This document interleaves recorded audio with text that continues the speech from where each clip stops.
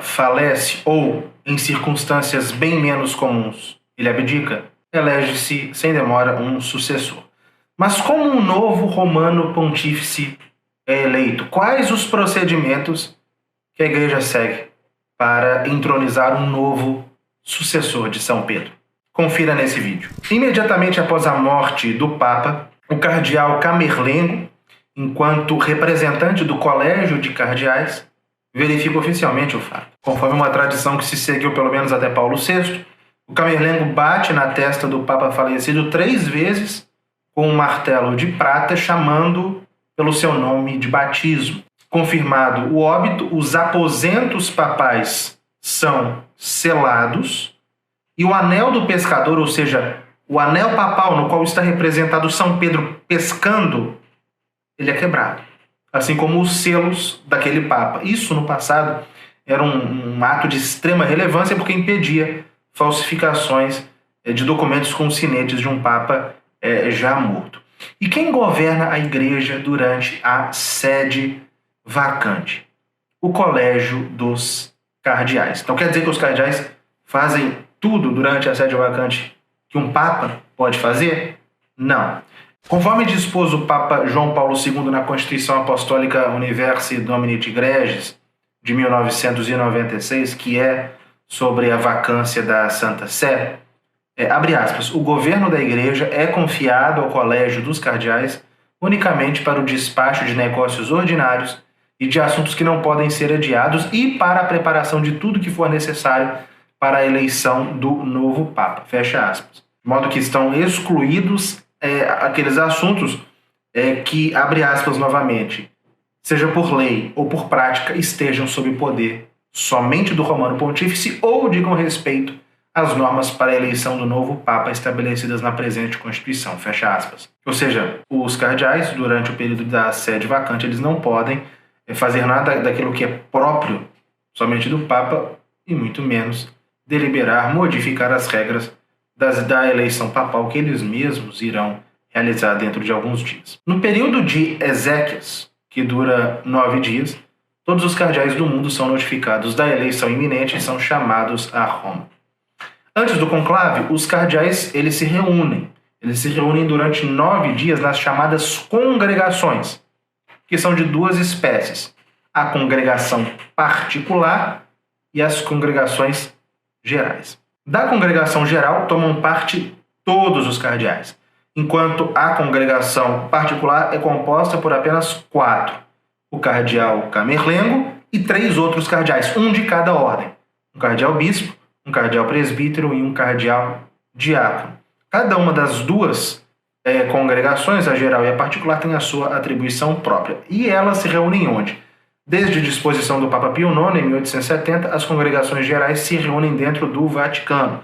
Antigamente, inclusive, essas congregações tinham que prover o governo dos estados papais. Eram elas que eram encarregadas de reprimir desordens durante a sede vacante. Bom, na primeira congregação geral, as normas que regem o conclave a ser realizado em poucos dias são lidas e cada cardeal faz o juramento de observá-las. Desde a reforma de João Paulo II, em 1996, os cardeais, primeiro em conjunto, fazem o seguinte juramento. Nós, cardeais da Santa Igreja Romana, da ordem dos bispos, dos presbíteros e dos diáconos, prometemos, juramos e garantimos, como um todo e individualmente, observar exata e fielmente todas as normas contidas na Constituição Apostólica Universi Dominiti Gregis do Sumo Pontífice João Paulo II e manter rigoroso sigilo com relação a todos os assuntos de qualquer forma relacionados à eleição do Romano Pontífice ou aqueles que, por sua própria natureza, durante a vacância da sé apostólica, exijam o mesmo sigilo.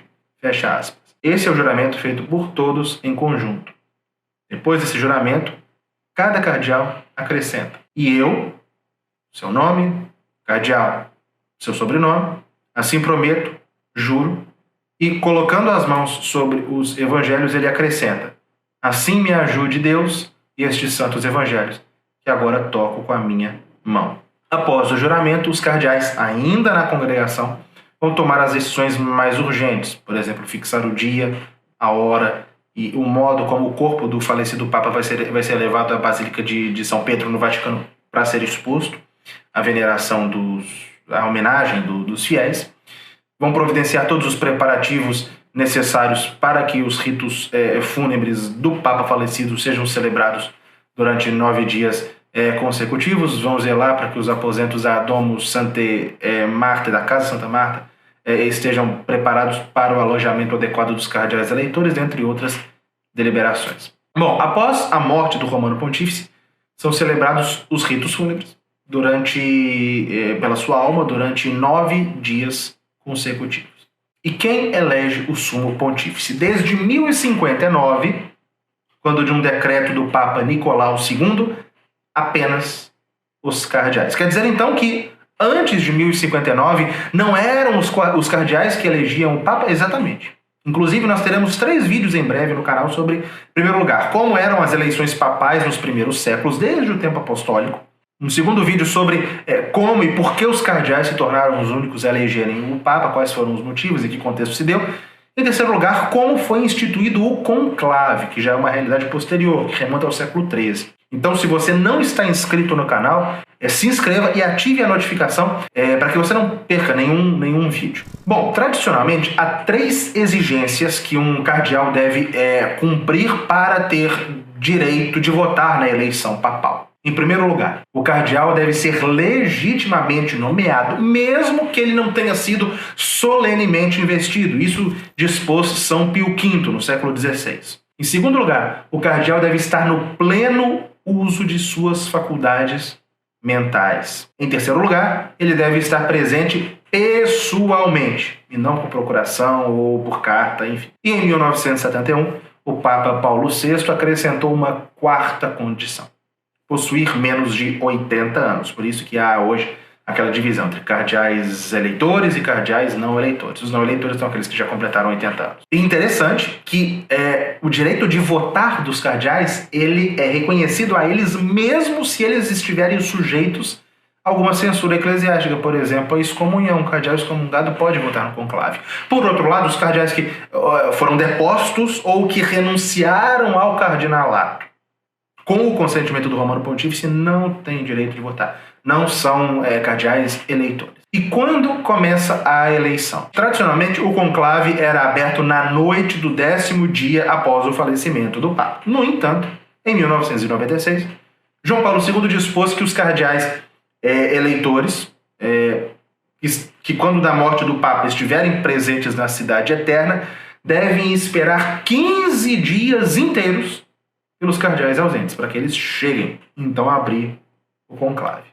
E a Constituição Apostólica Universi Domini de Gregis, que dispôs isso, ela diz também que é possível adiar por motivos sérios o início da eleição por mais alguns dias. Diz lá, no máximo 20, ou seja, o conclave é aberto entre 15 dias, o número mínimo, e 20 dias, o número máximo, após a morte ou renúncia do Sumo Pontífice.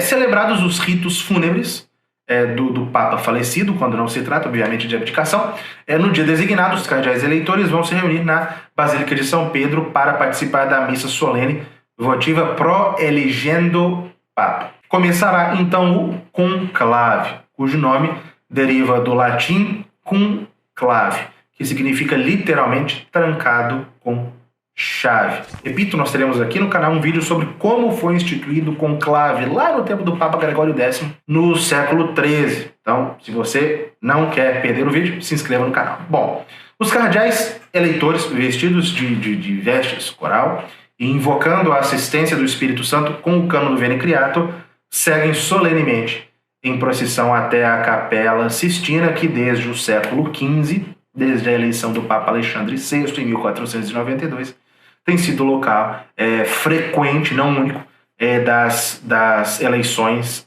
papais. A Capela Sistina, ela permanece uma área absolutamente fechada até a conclusão da eleição, para que haja sigilo total com relação a tudo que for dito ou feito ali.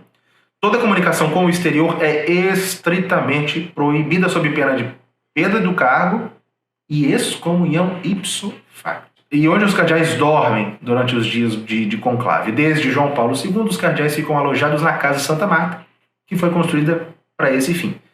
Antigamente, cada cardeal tinha que, inclusive, que fornecer a sua própria comida durante o conclave, mas desde 1878 a cozinha, desde a eleição de Leão XIII, a cozinha faz parte do conclave. Mas os cardeais, eles têm, né, todos os dias que se locomover da Casa Santa Marta até o Palácio Apostólico, que é onde fica a Capela Sistina. Então, eles não têm ali um contato com o mundo exterior, na verdade, são tomadas providências para garantir que ninguém se aproxime dos cardeais, enquanto eles estiverem sendo transportados da Casa Santa Marta para o Palácio Apostólico.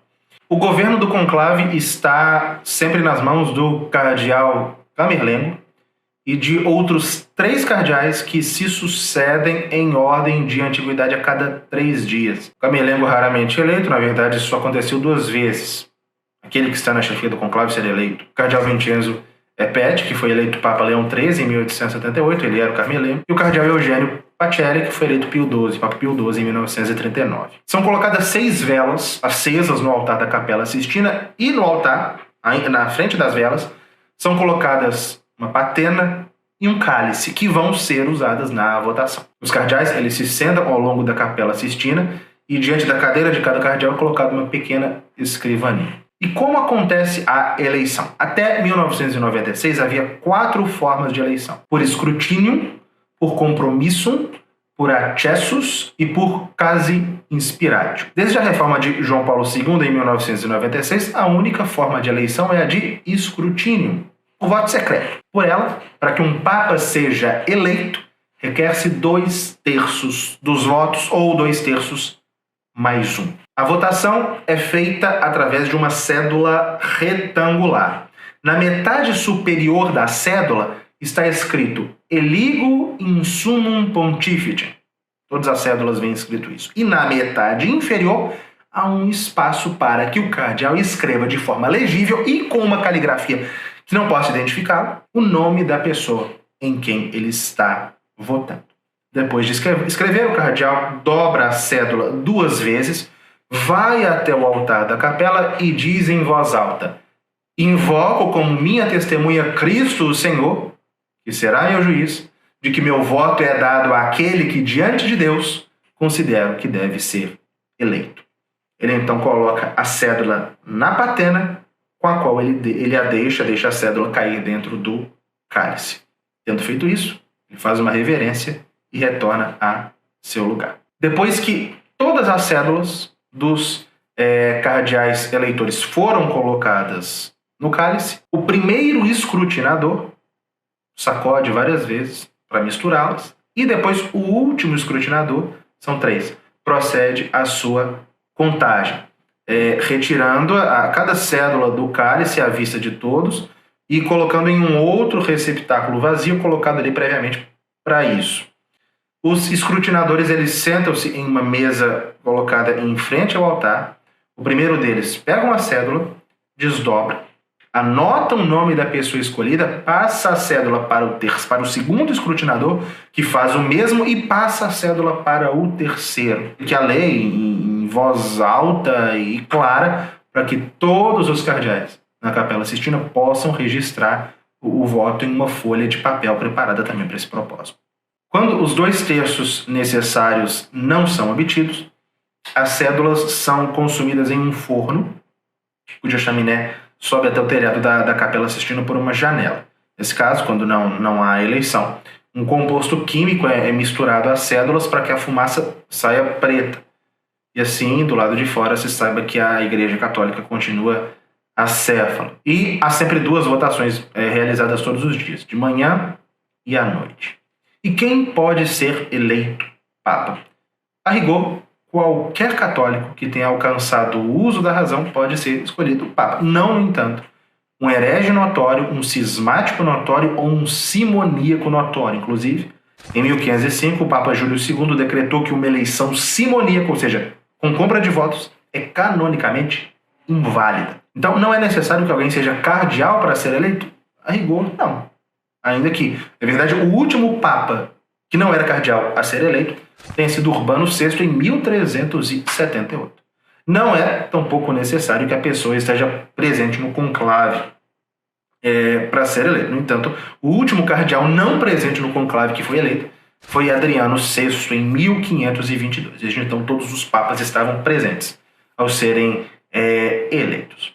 Quando alguém é eleito papa, o cardeal decano vai até ele e pergunta-lhe se ele aceita a eleição e, caso a resposta seja positiva, pergunta por qual nome ele deseja ser conhecido. Ele responde, ele diz qual deve ser o seu nome e é conduzido para uma sala vizinha, a Capela Sistina, onde ele é vestido com as vestes papais. Depois, os cardeais avançam até ele e lhe prestam uma primeira obediência, uma primeira homenagem. Enquanto isso, as cédulas da eleição são queimadas no forno, mas com outra substância, a fim de que saia fumaça branca e o mundo saiba que o novo Papa foi eleito. Os sinos da Basílica de São Pedro tocam e o cardeal protodiácono sai à sacada da Basílica e diz a solene proclamação Habemus Papam, que anuncia o nome de batismo do novo pontífice e o nome que ele escolheu. Por fim, o novo romano pontífice aparece paramentado na sacada e concede, pela primeira vez, a bênção Urbi et Orbi, a bênção à cidade, a Roma e ao mundo. Como eu disse, nós teremos vários vídeos aqui no canal desdobrando esses temas sob um ponto de vista histórico, compreendendo como as coisas, como as eleições papais se tornaram do modo como são hoje, como eram as eleições papais no começo, desde quando os cardeais se tornaram os eleitores, como foi instituído o conclave. Teremos vídeos sobre alguns bastidores dos últimos conclaves. Enfim, se você não quer perder, para que você compreenda esse importante momento da história da igreja que nós estamos vivendo, não deixe de acompanhar os nossos vídeos e compartilhar com seus amigos para que as pessoas fiquem um pouco mais instruídas a respeito de temas tão relevantes. Então, fique com Deus e até o próximo vídeo.